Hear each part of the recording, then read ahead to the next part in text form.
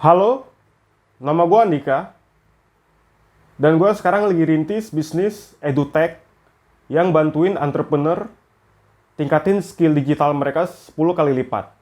Namanya Dikademi. Nah, di video YouTube pertama gue ini, gue mau sharing cara paling ampuh untuk mulai bisnis apa aja di 2023 dan seterusnya. Berdasarkan pengalaman gue membangun bisnis selama 3 tahun terakhir, dan juga dari gue baca-baca dan mempelajari bisnis. Gue yakin lu pasti tahu kan, statistik bisnis yang paling brutal itu. Ya, bahwa 95% bisnis yang baru dimulai, bahkan yang udah dimulai, itu pasti gagal di 5 tahun pertama. Ya. Bahkan dari 5 tahun yang bertahan itu, 4%-nya masih struggling. Ya, setelah 5 tahun pertama itu. Dan cuma 1% yang benar-benar bisa tumbuh pesat. Ya, jadi memang sebrutal itu. Kalau lu sempet ingat, bahkan di tengah-tengah pandemi kemarin, apalagi di awal-awalnya itu banyak banget online course yang bermunculan. Gitu kan, ada macam-macam. Ada yang dia fokus di skill digital, ada yang dia fokus di hobi kayak fotografi, kemudian memasak dan lain-lain. Nah, tapi kemudian dari yang gue perhatikan sekarang, yang bersisa tinggal beberapa gitu. Dan gue yakin ke depannya nanti cuman hanya akan ada 1 atau 2 pemain yang bersisa. Contoh mirip-mirip Gojek. Ketika 2015, ketika Gojek itu lagi booming-boomingnya, itu banyak juga kan pemain-pemain lain atau bisnis-bisnis mirip Gojek yang terutama bisnis dari lokal yang ikut-ikutan. Gitu, ada Blue Jack, Pink Jack, Oke Jack, dan lain-lain yang bahkan sekarang udah nggak terdengar lagi kabar mereka. Yang bersisa 1% itu cuma Gojek dan juga Grab. Ya, dan Grab aja bahkan dengan funding yang luar biasa dari SoftBank itu juga kewalahan bersaing sama Gojek terutama di Indonesia.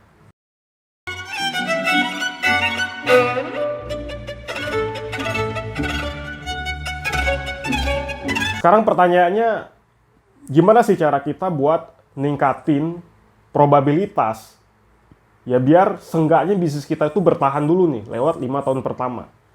Nah, kalau lu pikir itu adalah ide yang tepat, ya, maka lu salah. Dan kalau lu juga berpikir bahwa lu butuh tim yang hebat, talent-talent yang pintar dan energetik, lu juga salah. Karena tim yang hebat pun belum menjamin. Dan kalau lu juga berpikir modal, lu juga salah. Ya, karena modal juga nggak menjamin kalau bisnis lu bisa masuk ke 1% yang bisa bertahan lewat tahun pertama dan sukses itu. Nah, jadi kalau bukan ide, kemudian bukan tim, bukan juga modal, ya, lalu apa? Untuk gua elaborasi lagi, kenapa ide ini nggak menjamin? Sekarang gini, coba lu perhatiin bisnis-bisnis yang menurut lu idenya itu brilian. Pasti banyak kan yang gagal. Gue kasih contoh, dulu sempet ada Google Glass, ya, kacamata Google. Itu kalau dari sisi teknologi itu keren banget gitu. Bagaimana dengan kacamata itu kita bisa membaca, memperoleh informasi. Ya, jadi mirip-mirip HP tapi di kacamata. Nah, tapi pada akhirnya market nggak melihat kebutuhan nyata di lapangan dengan harga yang mereka tawarkan. Ya, contoh kedua, kalau lu masih ingat, ada alat namanya Segway. Itu dia skuter dan dia tuh pakai ban. Nah, sekarang itu lu masih bisa temuin di bandara-bandara di mana security-nya pakai skuter itu biar jalan cepet. Nah, tadinya si Segway ini itu diciptain untuk mass market. Ya, jadi untuk orang-orang banyak biar membantu mereka berjalan kaki lebih cepat. Ya, bermobilisasi lebih cepat dari jalan kaki. Tapi ternyata setelah diproduksi dan dilempar ke pasar, itu market nggak melihat adanya kebutuhan yang beneran mendesak di lapangan, ya, dibandingkan dengan harga mereka yang fantastis juga. Di sisi lain, kalau lu perhatiin, Starbucks, ya, itu dari sisi ide dibandingin sama Google Glass dan Segway itu tadi. Itu sebrilian apa Starbucks? Mereka jualan apa? They sell coffee, right? Mereka jualan kopi. Tapi eksekusi mereka lah yang membuat ide yang tadinya itu biasa menjadi luar biasa.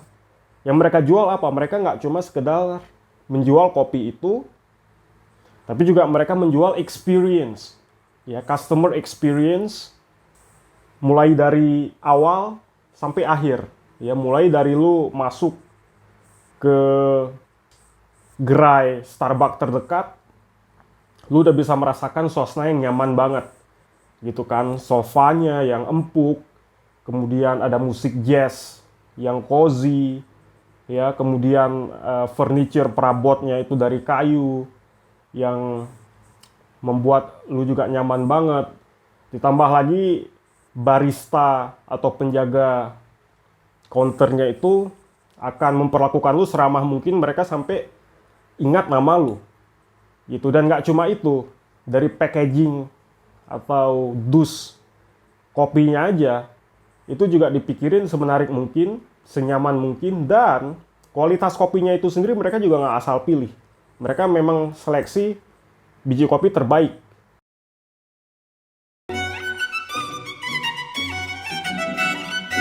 Nah, jadi dengan bukti ini kita bisa simpulin ide itu nggak menjamin kalau bisnis lu bisa sukses lebih dari 5 tahun pertama. Ya, kemudian kedua, tim. Tadi gue sempat singgung. Ini dari pengalaman gue juga ketika gue pertama kali serius di bisnis itu di awal 2019. Ya, saat itu gue lagi rintis bisnis online, ngejual sepatu kulit. Kita ambil dari supplier di Bandung, kualitas premium. Terus kita jualin di website pribadi, gitu ya, website kita sendiri. Jadi lu bisa bilang lebih kepada brand e-commerce, ya, terinspirasi dari Zappos, kalau lu tahu juga. Dan saat itu gue coba rekrut, gue coba ajak beberapa teman terdekat gue. Dan memang ada yang kita sempet punya satu visi, ya, visi kita cocok. Tapi kemudian karena dia juga itu fresh grad, sehingga bagi fresh grad ya dia akan lebih memilih opportunity yang lebih menjanjikan dari sisi salary atau gaji, kemudian dari sisi perusahaannya, brand perusahaannya juga. Sementara gua baru memulai dan gua belum membuktikan apa-apa di awal bisnis itu. Itu kan lain cerita kalau bisnis gua udah lumayan besar, karyawan udah besar. Nah, jadi untuk memulai bisnis itu meskipun lu ajak talent yang hebat, kalau lu nggak bisa membuktikan hasilnya duluan, maka akan sulit untuk mengajak tim. Di sisi lain juga, kalaupun lu punya funding atau dana yang besar, ya katakanlah lu di funding investor 500 juta US dollar, dan lu dengan itu bisa ngerekrut talent-talent terbaik, gitu. Lu bisa bayar katakanlah 2 kali lipat dari startup unicorn tanah air, ya. Tapi kemudian eksekusi lu jelek, artinya lu nggak peduli dengan customer lu, ya, lu nggak coba ningkatin kualitas produk lu, kemudian pelayanan lu juga nggak memuaskan kepada si customer, sehingga customer banyak yang kecewa dan mereka pada akhirnya nulis review negatif di internet, di blog dan sosial media mereka. Ya percuma juga. Jadi tim juga nggak menjamin kalau bisnis lu bisa seenggaknya bertahan di 5 tahun pertama. Ya, ingat bahkan perusahaan besar aja bisa bangkrut. Ya, kalau lu masih ingat juga pandemi, itu Giant, ya, bangkrut. Nah, kemudian modal juga nggak menjamin bisnis lu bisa bertahan di 5 tahun pertama. Itu kenapa? Karena ya kayak tadi, kalau lu juga di funding 500 US dollar, ya, kemudian lu salah mengalokasikan budget itu. Kayak contoh lu boros di production cost lu boros di overhead. Overhead misalnya lu sewa kantor yang terlalu mahal gitu. Katakanlah setahun lu sewa bisa sampai miliaran gitu kan. dan lu juga boros dibayar karyawan, lu juga nggak bisa tadi memanage customer lu dengan baik, ya percuma juga funding yang besar itu. Di sisi lain, kalau modal lu di awal kecil, kayak gue, bahkan dengan bisnis gue sekarang, modal gue itu tergolong kecil. Bahkan nggak sampai 5 juta pas gue memulai di awal. Karena apa? Karena sekarang internet dan digital ini memangkas banget biaya untuk produksi dan distribusi. Nah, produksi contoh kalau lu jualan produk digital. Ya, kayak gue sekarang, salah satu produk di bisnis gue adalah kita jualan online course yang kita gabung dengan metode belajar lain kayak webinar dan community gitu. Nah, jadi produksi lu cuman biaya internet, biaya laptop, dan semua orang gua rasa sekarang punya laptop. Dan kemudian untuk distribusi lu sekarang wajib pakai banget untuk lu pakai namanya digital marketing, ya kan? Kayak gua sekarang yang lagi gua lakukan ini content marketing gratis di YouTube. Gitu kan, kalau nanti banyak subscriber dan views, ya nanti akan bisa naikin brand awareness dan mudah-mudahan bisa jadi customer juga. Kemudian sosial media, Instagram, Facebook, sekarang ada TikTok juga gitu. Jadi digital dan internet ini membantu lu banget untuk memulai bisnis dengan modal sekecil-kecilnya ya. Jadi mau modal besar atau kecil tergantung dari entrepreneurnya itu sendiri bagaimana memanage. Entrepreneur sejati menurut gua pribadi ya, itu adalah mereka yang bisa membesarkan bisnis dengan modal seminim-minimnya tanpa investor ya, sampai bisa besar. Jadi kalau bukan ide, kalau bukan tim, kalau bukan modal, ya terus apa cara yang ampuh untuk memulai bisnis biar lu bisa bertahan di 5 tahun pertama? Ya coba lu pause video ini dan lu coba jawab. Kita lihat seberapa tepat jawaban lu. Oke. Cara paling ampuh untuk memulai bisnis yang bisa melewati tahun pertama itu adalah lu harus melayani customer dengan sepenuh hati. Ya. Nah, tunggu. Mungkin lu berpikir, oh terdengar simpel banget dan terdengar klise banget gitu. But bear with me, ya, because it may sound simple, tapi pada kenyataannya, dan gue udah membuktikan, ya itu susahnya minta ampun. Ya, karena godaannya banyak. Karena apa? Karena kebanyakan orang-orang, ya termasuk gue sendiri dulu, itu kita memulai bisnis dengan motivasi yang salah. Nah, apa itu motivasi yang salah? Pertama jelas, kalau lu mulai bisnis cuman untuk dapetin duit banyak dalam waktu cepat, ya, lu pasti gagal, serius. Ya, karena itu akan tercerminkan nanti dari eksekusi lu. Contoh, lu nggak akan serius ningkatin produk dengan kualitas sebaik mungkin. Lu nggak akan serius untuk melayani customer dengan terus mempertahankan kepuasan mereka. Gitu, biar pada akhirnya mereka merekomendasi ke teman-teman mereka. Motivasi kedua yang salah, itu kalau lu mulai bisnis biar dapet cewek. Ya, itu pasti nggak dapet, karena cewek juga pada akhirnya tahu kalau lu juga nggak serius gitu. Motivasi ketiga, kalau lu mulai bisnis biar terkenal, gitu kan, biar bisa jadi pembicara di mana-mana, biar bisa diliput, katakanlah media, gitu. Nah, lu pasti nggak akan bisa sampai ke situ. Kalaupun bisa, nggak akan bertahan lama.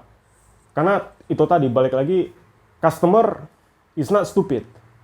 Ya, adalah salah satu copywriter paling terkenal. Ya, kalau lu pernah tahu David Ogilvy, ya itu beliau pernah bilang, your customer is not a moron. Ya, he is your husband, she is your wife. Artinya, ya customer itu bukan orang bodoh.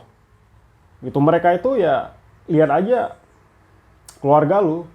Kalau lu udah menikah berkeluarga ya kayak istri lu gitu, atau abang adik lu, ya nggak usah jujur lah, bayangkan lu sendiri, apakah lu tipe orang yang bisa dengan gampang ngeluarin uang lu ya untuk sesuatu yang menurut lu nggak butuh, apalagi kualitasnya juga jelek.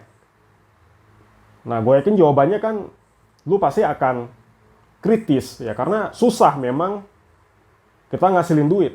Bayangin kalau lu sekarang lagi karyawan ya, dan gue juga dulu pernah karyawan, itu kita kerja 8 jam sehari di kantor ya.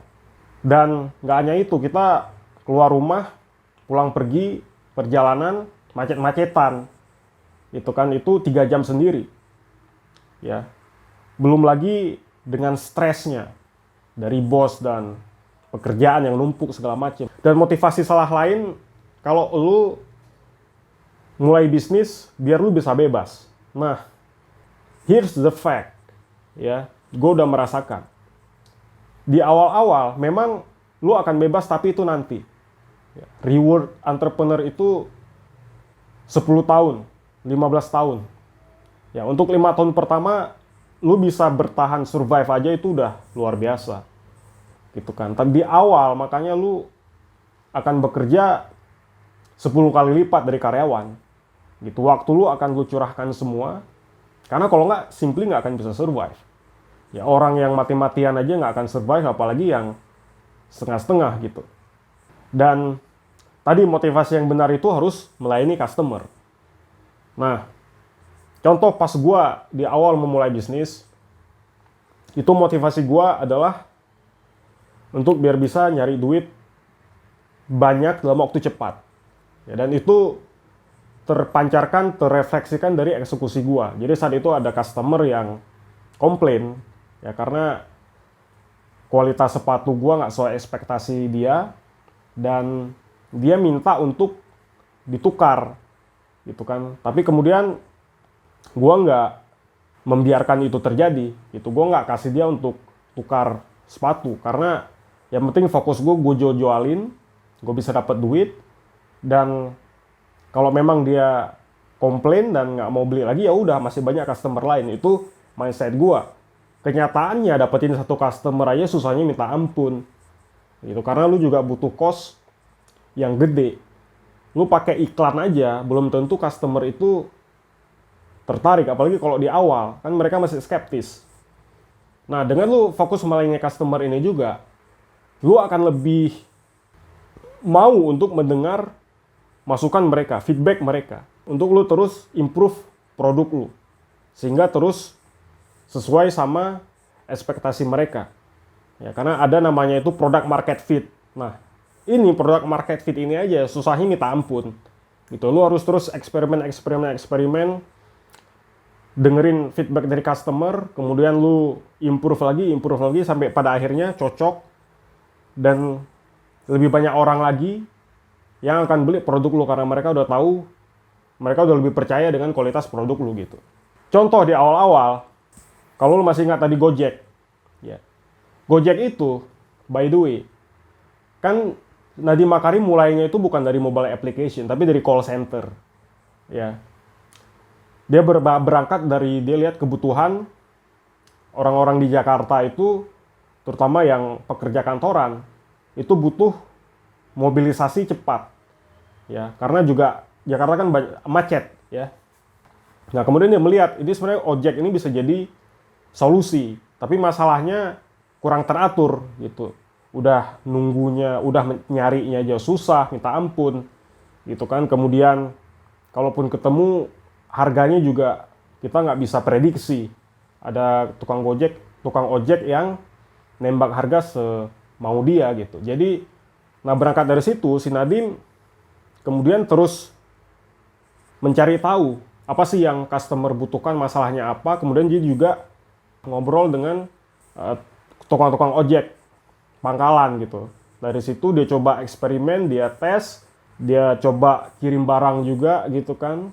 Nah, ternyata dia dapet penemuan bahwa tukang ojek di Jakarta itu ternyata bisa dipercaya gitu, dan mereka juga sangat jarang mengalami kecelakaan. Bahkan si Nadiem sendiri aja bilang dia pernah kecelakaan naik taksi dibanding naik ojek gitu. Jadi Nah, berangkat dari situ makanya ketika 2015 itu ada timing mobile application, makanya dia cuman mengarahkan medium dari kebutuhan itu. Gitu. Nah, dari itu pun ketika mobile application udah dibuat, Nadiem Makarim dan teman-temannya tetap masih iterate dan eksperimen terus sampai pada akhirnya product market fit ya, dan the rest is history. Itu pada booming, kemudian dia nambah produk lain lagi. Dari tadinya GoRide, terus GoCar, ya kan, GoClean, GoMart, GoFood terutama, ya kan, GoPay dan lain-lain. Dan itu semua terjadi karena Nadiem dan tim awal Gojek itu fokus melayani customer. Ya, mereka bukan mau make a lot of money, mereka bukan mau dapet cewek, mereka bukan mau biar terkenal, bukan mau biar bebas, karena nggak akan bebas kan di awal itu harus susah-susah gitu. Pada akhirnya ini semua itu adalah reward dengan lu itu fokus ke customer, ya, by product. Jadi kalau gua analogiin reward atau gaji entrepreneur itu pendapatan yang lebih besar dari karyawan, ya, dan dengan pendapatan itu mereka bisa dapat yang lain-lain tadi. Tapi itu semua adalah by product dan kita jangan jadikan itu fokus. Ini mau terjadi mau enggak, fokus kita adalah tetap melayani customer. Kalau lu ketika mau mulai bisnis bisa fokus mindset lu untuk melayani customer, maka gue jamin lu aja udah ada di top 2% dari entrepreneur dan pebisnis. Ya, karena kebanyakan bisnis gagal, yaitu salah satu yang paling utamanya itu karena fokus mereka bukan untuk melayani customer, bukan untuk serving the customers, tapi for other different egoistic reasons. Ya. Oke, segini dulu sharing-sharing gua tentang cara memulai bisnis yang ampuh untuk bisa lewat 5 tahun pertama. Kalau lu ingin tahu lagi video-video gue selanjutnya dan lu ingin dapat notifikasi, boleh banget di subscribe ya, biar gue bisa terus sharing-sharing dan menginspirasi. Gue juga berharap nggak cuma gue aja yang sharing, tapi lu juga bisa sharing masukan lu. Lu bisa tulis di komentar juga topik apa lagi yang bisa kita bahas next time. Gitu ya. Segitu aja dari gua. Sampai ketemu lagi. Thank you.